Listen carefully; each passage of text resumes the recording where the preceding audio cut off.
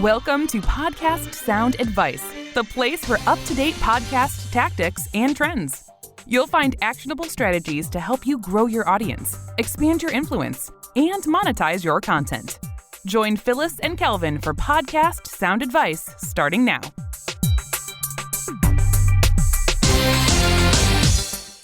Welcome to Podcast SoundAdvice. This is Phyllis, and today Kelvin and I are sharing our recommendation for the recording platform we're using and the one we're advising our clients to use as well.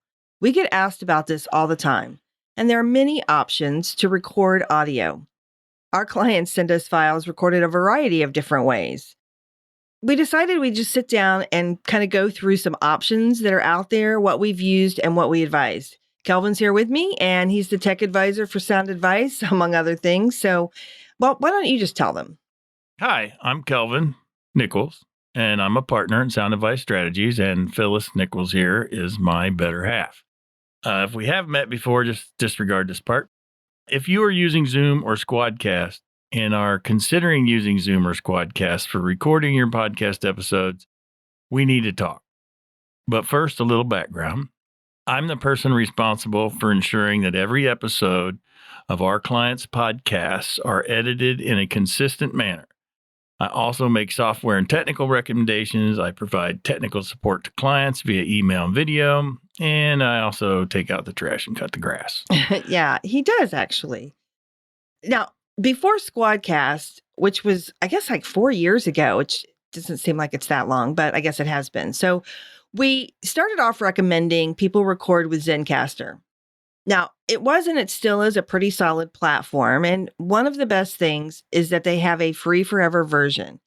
If you don't care about video and you never need more than 2 people, this could still be a recording option for you. But one of the reasons we moved away from it is because we ran into a big issue called audio drift.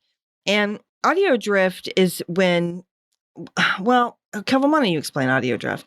Audio drift is when interviews are recording at different frequencies. In other words, the co-host or the guest or the host is recording at one frequency and the other remote person is recording at a different frequency. And what happens is when clients are recording, it wasn't possible to tell that was happening. But what happens in the long term is that files basically drift over top one another and become out of sync, which sometimes led to doubling or tripling the amount of editing time. And if there was a combined track that someone sent us to edit, it's actually impossible to repair the drift because of that over talk, which left clients with something not up to a standard we think is acceptable, or the client ended up scrapping the episode and recording it over again. So we did some research and found a platform that could handle recording at different frequencies.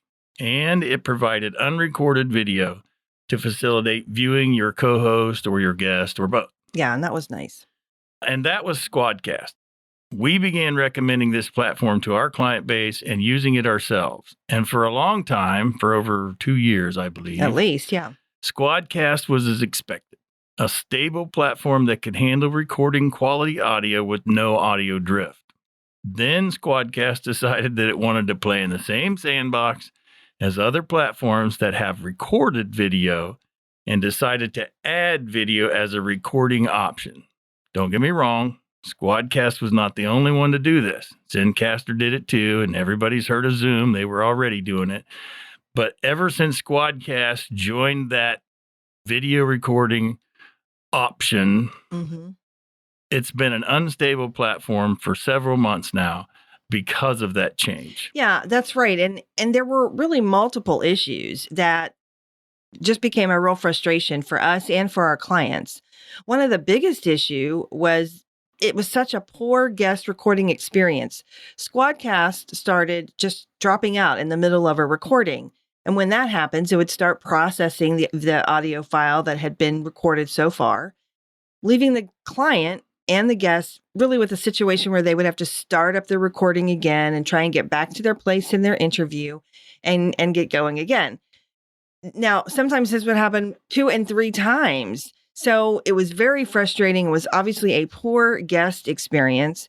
And it led to also really major increased editing costs because we would sometimes get files for a single episode that might have up to 12 tracks. That's just not good for anybody. Sometimes we had clients that just didn't even feel comfortable recording, and they would either cancel their recording and have to try and schedule again, which is unfortunate, or they would just quit using Squadcast altogether and try and finish their episode over on Zoom, which I totally understand. But it just wasn't the solution that we're looking for. It wasn't good quality audio, and we didn't really feel comfortable offering it anymore. So this situation just really wasn't sustainable. And Kelvin started doing research and looking for new recording options. Yes, I did.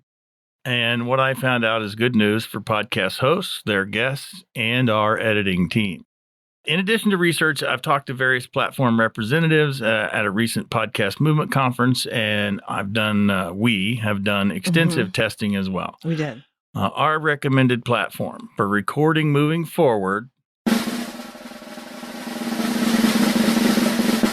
will be Riverside FM. Let me explain why we think this is a great solution for podcasters who record with multiple people. Number one is quality audio. You get locally recorded, uncompressed wave audio for every guest. You have video capabilities. You can either record video or not record video, but if you want to, you can have local recording of up to 4K of video resolution if you need it. You can have up to 8 recorded participants. There's a media board, which happens to be one of my favorite little parts of. Imagine that. which allows you to upload audio and video files by dragging them to your media library, which you can play during your call or your recording. You get separate audio and video tracks. Each participant has a separate track for more control in post-production. There's an audience link option where you can share the recording with anyone and they can watch or call while you are recording with your guest, and more. There's a producer mode and producer controls. There are streaming capabilities, and it has the ability to screen share. I personally think that's a pretty good list of reasons to use Riverside FM. That is a great list. And there are a couple of other things that Kelvin didn't mention. So, number one, if you're like me, you just want to hit the record button and you want everything to work smoothly. And I don't really care how, I just want it to work.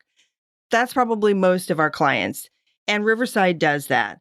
Now, there's a couple of things Riverside cannot fix, and really no platform can fix. And one is a bad internet signal or internet drops.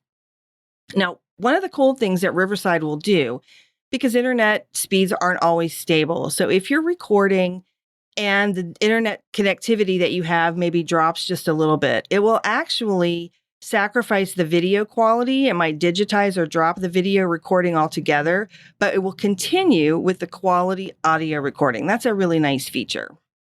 And that's not something you even have to worry about. It's happening in real time, but Riverside's doing a nice job of maintaining good audio quality when you need to. Now, sometimes internet drops altogether, and there's really nothing any of us can do about that. When you have guests on, obviously you cannot control what they're doing, but you definitely want to let them know that Wi-Fi at Panera or other public places is not going to be appropriate for recording. Yeah, recording in public is a really bad idea. It really is. So yeah, probably best to tell people to record in an area, which actually brings me to point number 2, record in an area where you have some control over the ambient noise. So not only are we recommending Riverside to our clients, we're going to use it too. Yeah, in fact, we're recording with it right now. So here's a couple things we want to do to help you if you want to check this out. Number 1, go to soundadvicestrategies.com/RiversideFM. We've got a couple of videos there to help you get started that just kind of shows you a basic how-tos. The platform itself is very easy and intuitive, but it's always nice to have a guide when it's something brand new. One of the other nice things that we've enjoyed, and several clients have done this too, you can set up an account at Riverside FM, get a free hour of recording, and test it out yourself. Try a couple of different things. You don't even have to give them a credit card to do this. You can just get it rolling, check it out, and see what you think. Yeah, that's actually a great feature. It is. So if you check out Riverside FM, you do some practice audios or even record one of your episodes there, we would love to hear from you what you think and if it worked for you, what you like the most about it. It'd be great to get some feedback from you and from additional recording and users to see what you think. You can always send us information to podcast@soundadvicestrategies.com or DM us over on Instagram at SoundAdviceFM. We would really love to hear from you. So I think that wraps it up. Anything else? I have nothing else other than to say, until next time. Yeah. Happy podcasting. That's our wrap for this episode. We hope you found today's sound advice helpful. Let us know what you think by leaving us a review. You can get more resources at podcastsoundadvice.com. Until next time.